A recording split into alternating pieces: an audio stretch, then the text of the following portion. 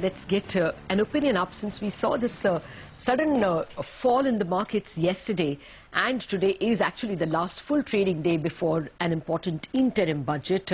So an important guest joins in. Nilesh Shah of Axis Direct joins in. Nilesh, good morning. Thank you for joining us this early. Well, how are you approaching the markets today after seeing that steep correction, which we were given to understand was led by emerging market redemption and some profit preservation? I think markets will be volatile, but I don't see a substantial correction from the current levels, at least till the election results are announced. Today, market is facing the Fed tapering impact. While the announcement of Fed tapering came long back, we are now actually seeing the implementation of $10 billion withdrawal a month. How does this impact risk premium? How does this impact flows? Clearly, that's something market is trying to understand. We have seen FII selling in bulk of the whole of last month. And clearly, when domestic investors are not participating as much and FIIs are selling, there's no option but for market to fall. The second thing which obviously market is looking at is the election announcements and potential outcomes. Clearly, at current level, market is factoring a pro-reform stable government, and if there are events which can impact this assumption or this hypothesis, we are bound to see some adverse reaction in the market. Nilesh, what is your view on EM redemptions or redemptions from EMs? Do you get a sense that there could be too much, or we are at the end of redemptions when you speak with global investors? So one, we have seen not only the exchange traded funds, but also some of the long only funds which are selling currently. So it's part of a broader sell-off in emerging market rather than India specific. This broader sell-off could be function of the Fed tapering, it could be function of the risk aversion prevailing in the global investors, or it could be function of other factors which we can only guess in the hindsight. Our feeling is that by talking to our clients, we do believe that they have fair amount of understanding of current Indian situation. They are well aware of our growth path, they are well aware of our macros, and they have priced in the political uncertainty quite well. So until they are seeing redemptions from their investors, it's unlikely that they will be either underweighing India or they will be redeeming out of India. Until such time the flows don't change at their level, it's unlikely that they will become an investor in India. Okay. Nilesh, hi, good morning. Yesterday, we saw the entire banking sector take a big knock. Would you be worried about the future of the banking stocks, especially after listening to Uday Kotak, who said that NPAs could be as high as 10 lakh crores?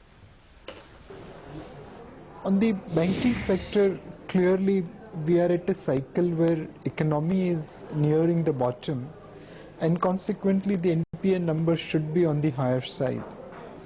However, we'll have to divide the Indian financial services sector in three parts: the public sector banks, which are large and dominant; the private sector banks, which are small in terms of market share but nimble; and the non-banking financial services company space. For quite some time, I have been advocating you should be long private sector banks and NBFC and underweight public sector banks. Clearly, the private sector bank's ability to take appropriate security when they are lending, as well as to recover money, when those securities needs to be enforced, is far, far superior to public sector banks. So this ability to take appropriate security and enforce appropriate security over and above the other factors in terms of better credit understanding, better structuring, gives unique advantage to the private sector banks vis-a-vis public sector banks. And we even today believe that probably this divergence will continue between private sector banks and public sector banks, where markets will continue to value private sector banks at a higher level. Within private sector banks, we believe that banks which are valued at higher end will probably start underperforming the market because of the huge expectations which is placed on them, and the cheaper valued private sector banks, probably they'll start outperforming the market from here onwards. Okay, well, let's talk about the telecom sector then, Nilesh. The auction ended yesterday. Do you think that the sector is going through, some sort of downtrend led by Reliance Jio? I think in the current spectrum auction, the market has priced in the price paid by telecom operators into the spectrum of more than 60,000 crore.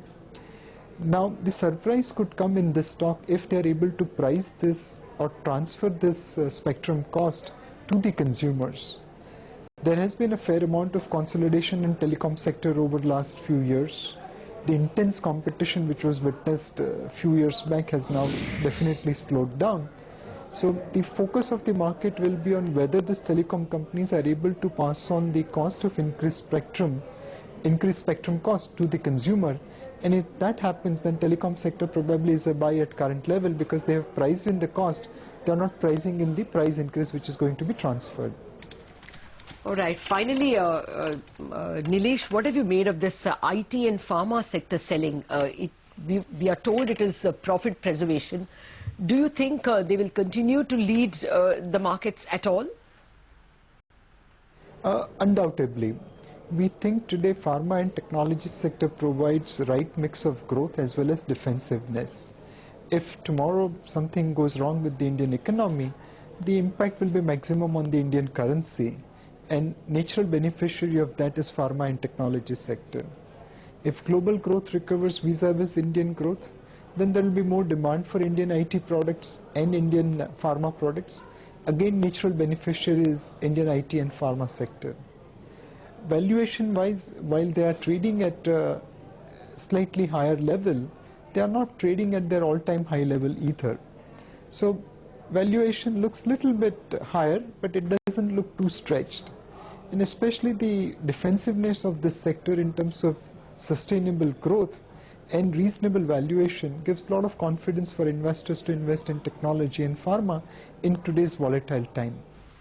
Actually, Nilesh, before we let you go, are you expecting anything in the interim budget?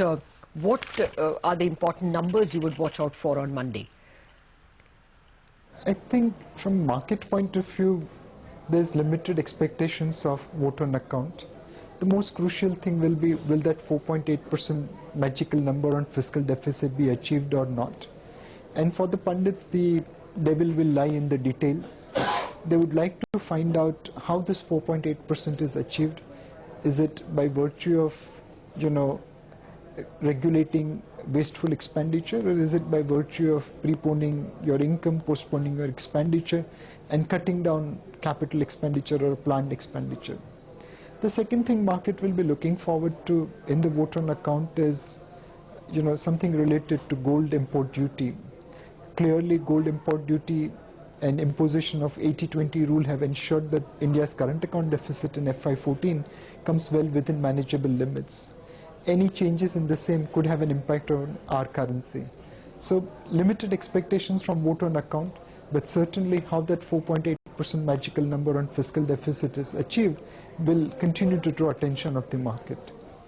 All right, Nilesh, as always, thanks so much for joining us and giving us your view. That's the word coming in from Axis. So we'll take a break.